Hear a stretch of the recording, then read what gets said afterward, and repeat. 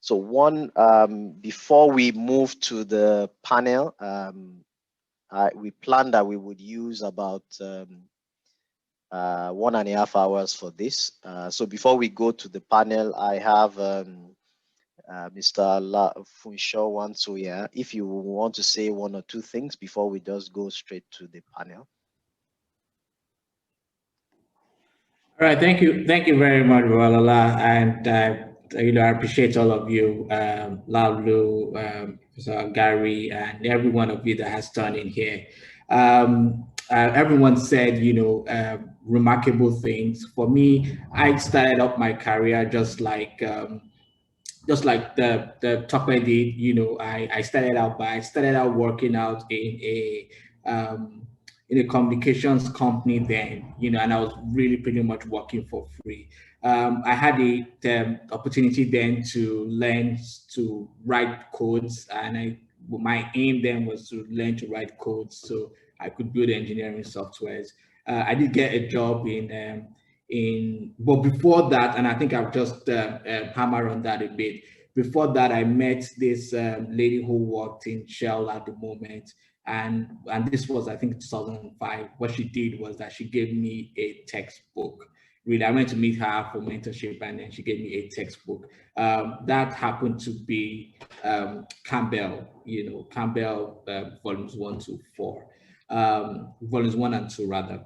So she gave me the textbook, and I did read the textbook. And what it did was it pretty much opened my eyes to the things that we learned in school, all the way from fluid dynamics to thermodynamics to transport phenomenon to heat transfer. And it sort of gave me a picture of how everything came together. It also gave me a picture of how process engineers work with mechanical engineers, work with civil engineers, work with instrumentation and control engineers, and it gave me a picture of how everyone fitted together.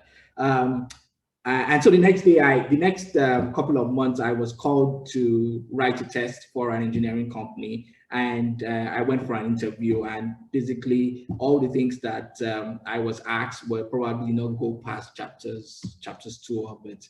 Then I did start my career as a design engineer. I worked for a couple of known engineering companies, and then that built my my knowledge. It pretty much also took me back to school, and it was really very interesting, because what design engineering does for you is that you are literally at the back, designing, in detail designing, and front-end engineering designing, and in some cases conceptual engineering designing. You are literally taking the basics of what we learned in school, and you are turning it into a tangible equipment that we can see, from pipes to compressors to heat exchangers to columns, understanding the process, building models in HYSYS, and then going back to run things like optimizations and all of these things. And pretty much opened us up to the things that we learned, and then pretty much tied us to the real reality and the things that actually you see today. And I know Lalo has spoken so much about it, Babalola has dealt a lot, but Abiola has also spoken about it. But the truth about it is this: the knowledge you get from school is not a joke. It really isn't a joke.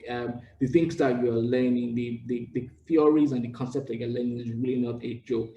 School is not a scam at all. Yeah, it's not a scam at all. And it's very important you understand this basics, because every time you throw values into the software and the software throws back values at you, it is your job as an engineer to be able to understand the values and to be able to interpret it. And all of these basics are going back to what we learned in school. I know that sometimes learning may not be entirely so easy, but one thing I want you to do is to connect yourself to the internet. There are lots of things. There are videos you can watch.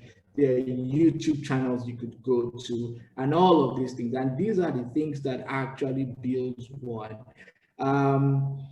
So from the engineering field, from engineering companies that I worked in about three, from Amazon to Amazon Energy to Marcon. I did some time in Delta Afrique. And then from there, I got a job with Owando Energy Resources, and I've been working there as a process engineer / facilities engineer.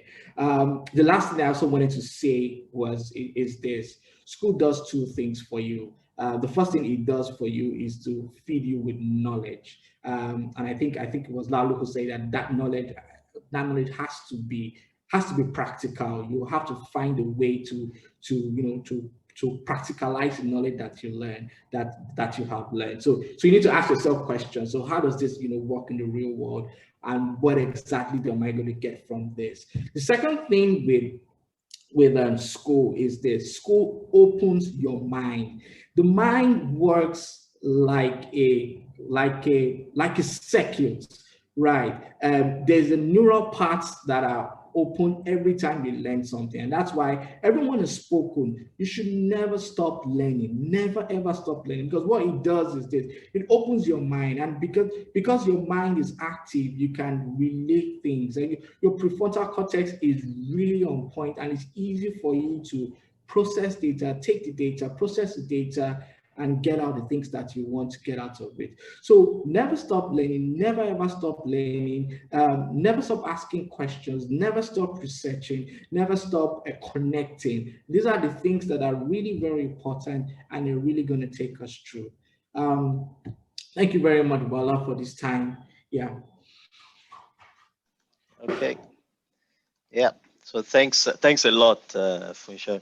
So Funsho, maybe we'll go straight into the question and answer session right away. So before if you have a